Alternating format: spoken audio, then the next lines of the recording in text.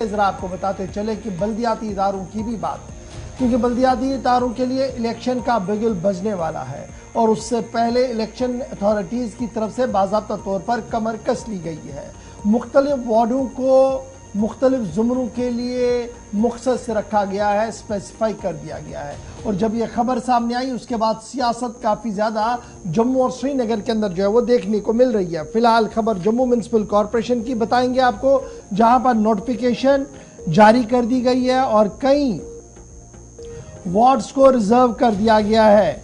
और जब वार्ड्स को रिजर्व कर दिया गया है तो मेयर, डिप्टी मेयर समेत कई अहम शख्सियात के वार्ड्स को नोटिफिकेशन के जरिए से रिजर्व कर दिया गया है। और जब ये रिजर्व करने की बात सामने आई तो काउंसलर, जो सिटिंग काउंसलर्स हैं, उनकी तरफ से नाराजगी और बरहमी का इजहार भी किया गया है। ताहम इलेक्शन कमीशन की तरफ से ये साफ कर दिया गया, इलेक्शन अथॉरिटीज़ की तरफ से ये साफ कर दिया गया कि तमाम दरख्वास्तें वसूल की जाएंगी, यानी जहां जहां पर भी एतराज़ होगा वहां पर उस एतराज़ को सुना जाएगा, एप्लीकेशन को रिसीव किया जाएगा। नोटिफिकेशन जो है वो चीफ इलेक्टोरल ऑफिसर के दफ्तर से जारी हो गई थी 3 से 4 सितंबर सन 2023 को, जिसके तहत रिजर्व कर दिया गया था अर्बन लोकल बॉडीज़ के तहत कई इलाकों के अंदर कई इलाकों को। और जब उन इलाकों को रिजर्व कर दिया गया तो उनमें प्रोमिनेंट पर्सन जो थे, जिनमें मेयर है यानी बाबाई शहर जम्मू है, फिर डिप्टी मेयर जम्मू के हैं, फिर चीफ विप कांग्रेस के हैं, फिर बीजेपी के और कांग्रेस के सीनियर लीडर्स हैं, इंडिपेंडेंट काउंसलर्स हैं, उन सभी लोगों की फहरिस्तें जो है वो उन वार्ड्स जो है उस फहरिस्त में चली गई हैं जिसे अथॉरिटीज़ ने रिजर्व कर दिया है। ये बात काबिल ज़िक्र है कि सेक्शन 10A जो Jammu Kashmir municipal corporation act 2000 का है और सेक्शन 11A जो जम्मू कश्मीर म्यूनसिपल एक्ट 2000 का है, उसके तहत रिजर्व किया जाता है, यानी मुख्तस रखा जाता है वार्ड एक हल्का इंतखाब। किन के लिए? खवातीन के लिए।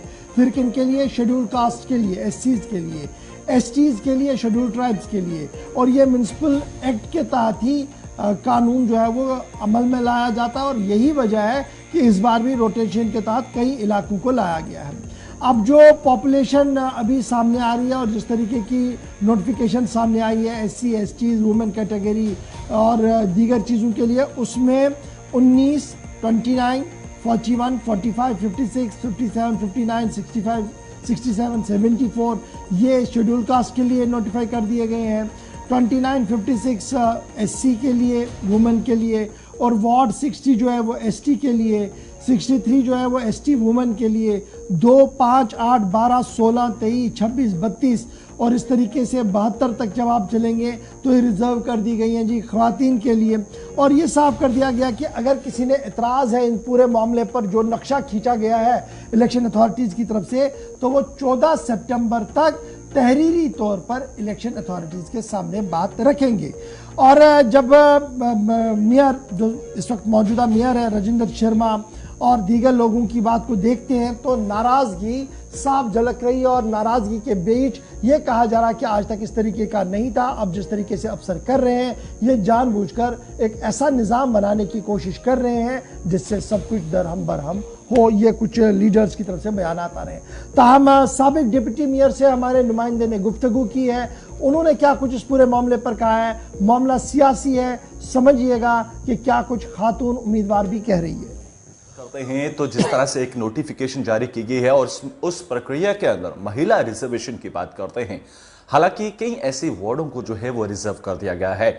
और दूसरी तरफ अगर हम देखें मेयर और डिप्टी मेयर के भी बात करते हैं, हालांकि इसी विषय पर आज जो बात करने जा रहे हैं, हाल ही में अगर हम बात करते हैं पूर्व डिप्टी मेयर हमारे साथ इसमें पूर्णिमा शर्मा जी हैं। मैम, गुलिस्तान से बातचीत करने के लिए बहुत बहुत स्वागत है आपका।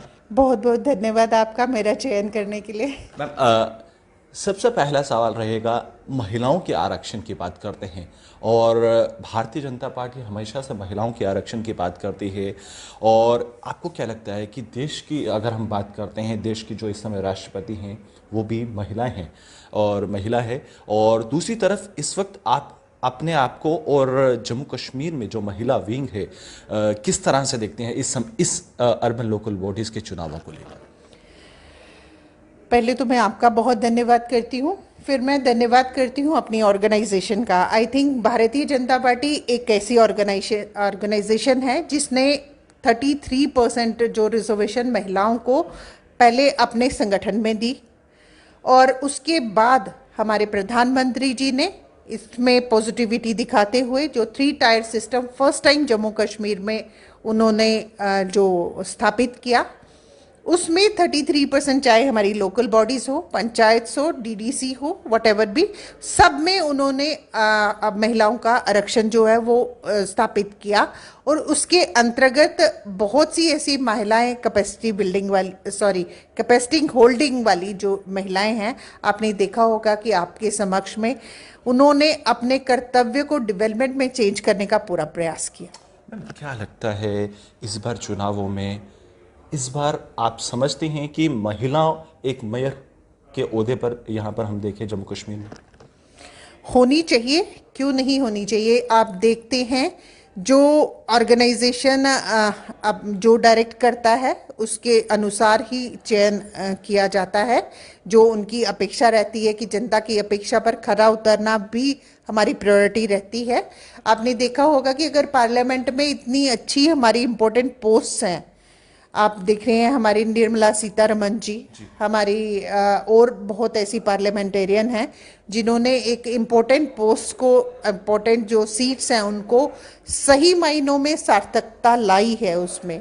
तो हमारी जम्मू कश्मीर के अगर लोकल बॉडीज़ के चुनाव होते हैं तो अगर इतनी सक्षम लेडी अगर कोई कंटेस्ट करती है और हमारे चयन अगर संगठन के माध्यम से उसका किया जाता है तो होना चाहिए।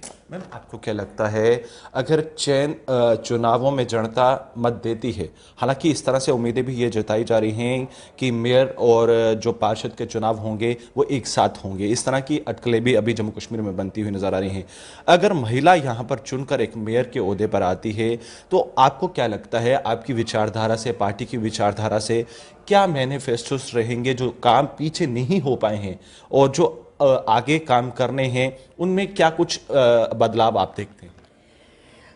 आपने देखा होगा कि जो हमारा पिछला टेन्योर रहा है, चाहे उसमें 2-2.5 साल हमारे कोविड के भी रहे, उसके बावजूद भी ऐसा कोई वार्ड नहीं रहा जहाँ पे एक पब्लिक रिप्रेजेंटेटिव में, चाहे मेल हो चाहे फीमेल हो, उसने पूरा 100%, 101% देने की कोशिश की है।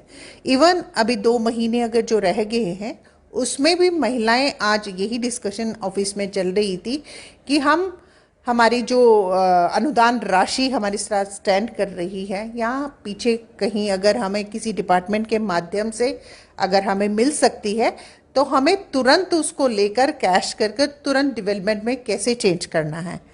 अगर महिला अगर ऐसी सोच रखती है, अगर वो घर को पूरी तरह संवार कर संजो कर रखने की कैपेसिटी रखती है, उसके बाद वो समाज में अपना 100% देती है और फिर उसके बाद अगर एक वो पब्लिक रिप्रेजेंटेटिव बनती है और उसमें 101% देने की सोच मन में हमेशा सजगता से रखती है, तो क्यों नहीं। मैम, आपने ये बहुत ख़वातीन के लिए मखसूस रखी गई नशस्तों पर इत्मीनान का इजहार कर रही हैं साबिक deputy mayor Jammu municipal corporation. ताहम सियासत काफ़ी ज़्यादा तेज़ हुई है और कई लीडर जो है वो इससे नाराज़ भी दिख रहे। ताहम इलेक्शन कमीशन ने साफ कर दिया है कि एतराज़ात अब जमा करवा सकते हैं 14